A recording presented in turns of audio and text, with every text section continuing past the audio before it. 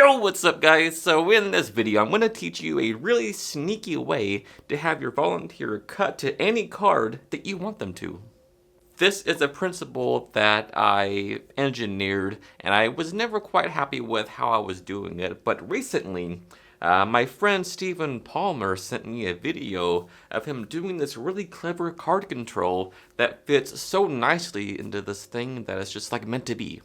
If you don't know Stephen Palmer, well, basically he's a badass, first of all, but he came out with a DVD called Rogue, Easy to Do Mentalism with Cards, and I might add that this is an amazing DVD. You should definitely check this out.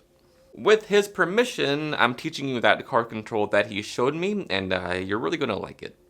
Let's get into it. Alright, so let's pretend that I'm doing this for two people right in front of me, alright? So person one and person two here. There's nobody here, but we can pretend. Alright, so the presentation would look like this.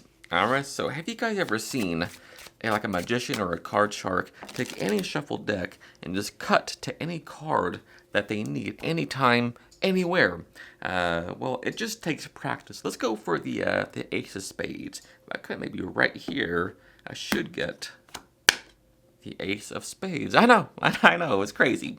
But like I said, it just takes practice. And the thing that takes the most practice is the estimation part, knowing about where to cut. The other part is intuition. Everybody has intuition. Naturally, they do. It's just the estimation part that takes practice. So I thought today we could practice a little bit of that estimation. All right, so is that okay with you guys? All right, perfect. What we'll do is this.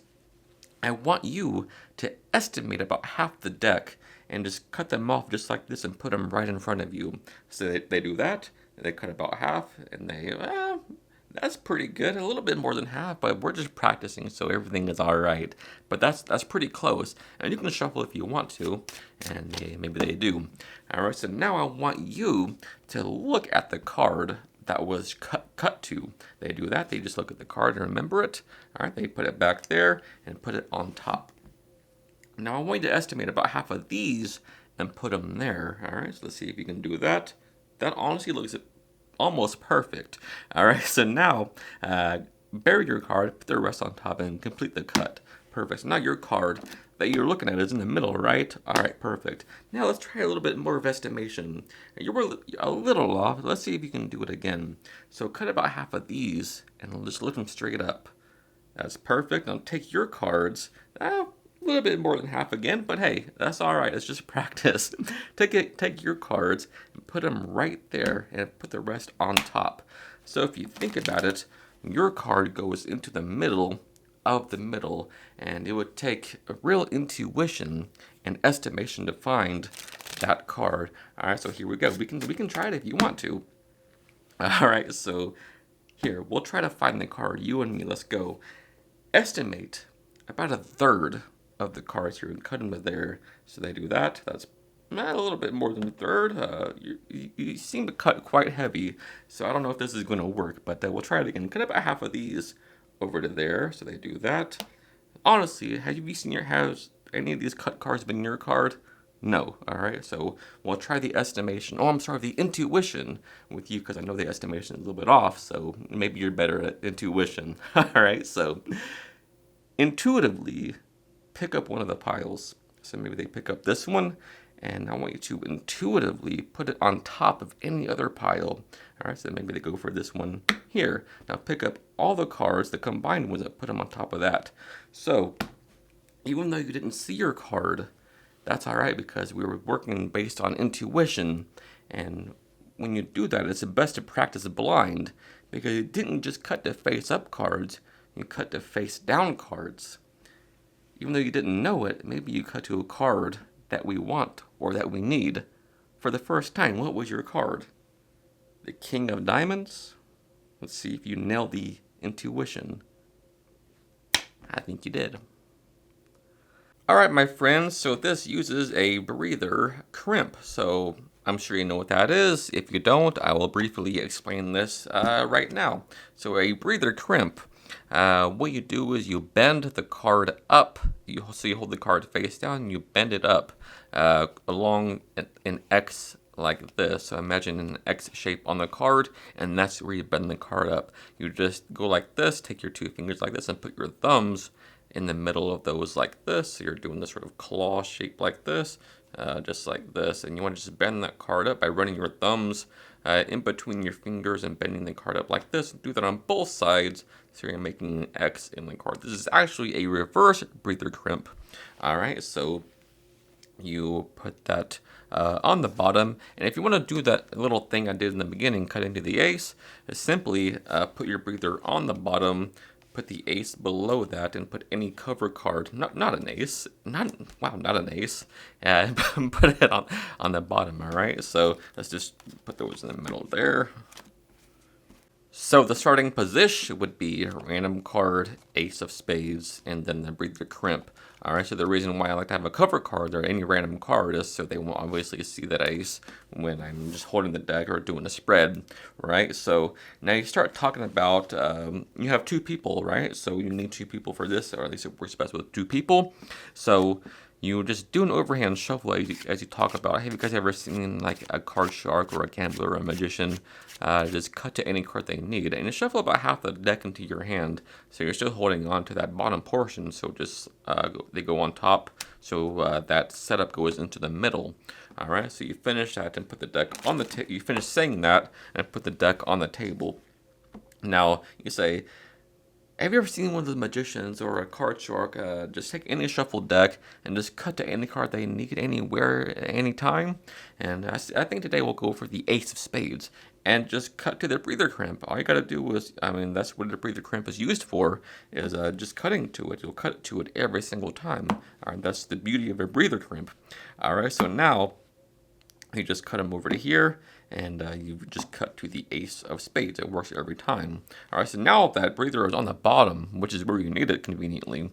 All right, so yeah, it just takes practice, mostly estimation, but also intuition, which everybody has naturally. So I think today with you guys, I'd like to see if we can practice some estimation. That's okay with you. All right, so they say yeah. If they say no, then don't do it.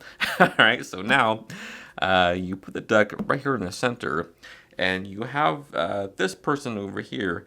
You say, try to estimate about half the deck, and lift them straight off the top like this, about half. And it doesn't matter what they do, okay? So just have fun with what they do. If they're like way off, say, wow, your estimating abilities are way off today. Or if they cut too small, say, if that's half, I don't want to know what I just have fun with it, right? So whatever they do, you can have them shuffled if they want to. So later on, you can say, you guys even shuffled, which they didn't, but it seems like they did. If this person shuffles too, and you hand it to them, and they can shuffle too if they want. Now, you can go to this person and have them just look at the top card. Say, look at the card that was cut to. I won't look, and you can turn your head for dramatic purposes, right? And look at the card that was cut to, and then they do that. 9 of diamonds in this case, okay? So now you just have them put it right back on top and say, estimate about half of these cards and put them right there. So they do that, and again, have fun with it. Whatever they do, have fun with it. Acknowledge their perfection. Otherwise, whatever you want to do, this presentation is up to you. All right, so now ask them to bury their card by putting their rest on top of their card, which just puts the breather on top of their card. Okay, so that breather just goes on top of that card. But the procedure, I think, is pretty nice. And what you do is this. You say, look, that was really good, but I think you need a little bit of work, So try again. Cut about half of these just straight up. And so they do that. They do their best to cut half straight up. And acknowledge how good they did this time, all right? You were being kind of a dick earlier, but acknowledge that they're doing a good job this time. So ask them to hold on to these, and ask this person to put these right there. Slap them there, and then ask them to put the rest onto here. So look how good that looks already, right? So their card was cut in the middle and then in the middle again. So it seems like there's no way you could find that card. But you can, and this is where Stephen Palmer's brilliant thinking comes into play. Now, since that breather is right on top of their card, right, it's very easy to cut to. And the more pronounced you make your breather, the easier it is, all right? So the more you bend the card, the easier it is to cut to, all right? So I'll put these cards aside for a moment so we can focus on what's happening here with this control. All right, so If you're familiar with the Mahatma pass or the Mahatma shuffle control, basically you're doing that, but with a breather, so it's a breakless Mahatma control, right? So if you're not familiar with that control, this is what it is. So normally you would hold a break above a selection. Let's go with the Queen of Spades. So normally you would just hold a break above that card. And now it's sort of a pass combined with an overhand shuffle. All right, so what you would do for the Mahatma, lift all the cards above the break straight up like this, or to an angle. Normally you just do this, right? Nonchalantly and just smoothly like that, right? So you're like this, you go like this vertical to an overhand shuffle position as you lift these up above the break, and that blends in with the action of an overhand shuffle. So now that card is on top. Once again, in selection, you have a break above it, right? You go to overhand shuffle position, turning 90 degrees, that lifts straight up, boom. Now you just shuffle these on top of here, and that selection is right there because you've just cut to it. So you do that, boom, they'll just revolve around like this and finish the overhand shuffle, leaving the card on top. And by the way, a cool little move is the Mahatma Glimpse. So if they pick a card that you don't know what it is, you can just do this and lift these fingers up like this as you do that to glimpse the card, right? That's a bonus little move for you, the Mahatma Glimpse. Boom, I can just peek the card as I shuffle. And they don't know that, of course, because there it is. All right, so that's the control. But doing it with a crimp, a breather crimp, you don't have to have a break. And it's and you don't have to handle the deck at all, so it's very, very nice. All right, so what you do is instead of lifting up, in this case, you want to just drop this hand, your dealing hand, right, your hand down like this, so they don't see none of this. You're dipping down, right? Because if you just hold the deck like this and release cards, all the cards below the breather will drop. So that's a very nice feature to have with this. Just loosen your fingers a little bit and all of them will drop under the breather. So you're just doing that in your hands like this, right, as you do the revolving move. So you're here, the hand is down, so their breather is cut to like this as you do the shuffle. All right, I hope that makes sense. I'll do it one more time. So you're here, and you, again, hold the deck in biddle grip. All right, your hand's holding the deck. You just dip this hand down as you revolve. And it's not really a lifting up. Like the packet's never sort of, there's no gap in the deck at all, really, because you're just doing this. It sort of just slides across that half, right? So as you do this, it sort of just glides across that bottom half. It just scrapes across, right? So you're here, and just scrape it across, right? Now just finish the shuffle like this, and that is the Stevens move, which I love, and it solves a lot of problems, and I think you'll love it too. Alright, so the 9 of Diamonds is our card. We've just done the Mahatma control, putting it on top. Now, since the Mahatma thing transitions to a face-up deck, you just put the face-up deck on the table, and this is when you go into the intuition portion of the routine. Alright, so now this is what I call, I don't have any name for it, I just call it in my head the pile ploy principle, the PPP, I don't know. It's a stupid name, but it's just what I call it in my head. Alright, so it's a magician's choice that results in cards that you want being on top when the deck is cut. I'll show you what I mean. So you start talking about the intuition, and I want you to use your estimation to cut about a third of these over to here. So they do. Now they cut about half of these over to there, and the card, the selection, is on top of this pile right here, the remaining pile.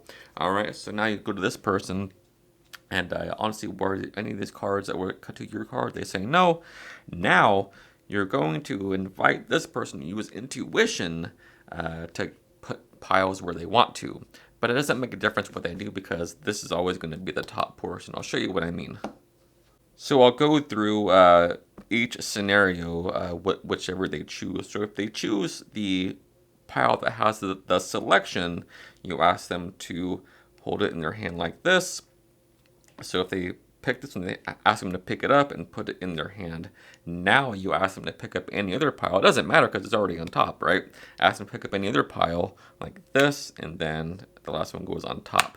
So if they do pick that first one with the selection first, then they just take it and put the rest on top, however they choose, right? But if that doesn't happen, here's what you do. So remember, it's always here. It's always the last one that's on the table after they cut these two, all right? So if they choose this one, ask them to put it on top of any pile they want to. If they put it on the target pile, say perfect, put the rest on top. Now, it's on top still, right? So now, if they go for, remember it's right here, if they go for this one again, or it doesn't matter which other pile they choose, right? If they don't choose it, it doesn't matter which one they choose, but if they choose this one, ask them to put it on top of any other pile. If they go for the non-target pile, say perfect, put them on top of those. Now take the combined pile and put them on top of those. All right, so you see what's happening here. No matter what happens, this is always staying where it needs to stay. All right, so I think you can play around with it and just, you'll figure it out, right? But I'll do it one more time. Again, if they choose, I won't do it again because you know what's happening. So in performance, if they do go for maybe one of these, you ask them to put it on top of any other pile. They go for this one, perfect, put the rest on top of everything, boom. Now you say, look, I know we didn't see the card yet, but the intuition, the way to practice it is doing it blind. And even though you didn't cut to the card face up, it's important to cut to the card face down because you never cut face up, you always cut face down. All right, so doing it blind is good practice. And I think face down you did cut to. I think you got lucky. I think your intuition was spot on. For the first time, what was your card? They say 9 of diamonds. Boom. You never miss. Alright guys, so as always, thank you so much for taking the time out of your busy life to watch this video. It means the world to me, and if you learned something new, if you got value from the video, do me a huge favor, hit the like button and sub to the channel. Until next time, happy practicing. I love you guys.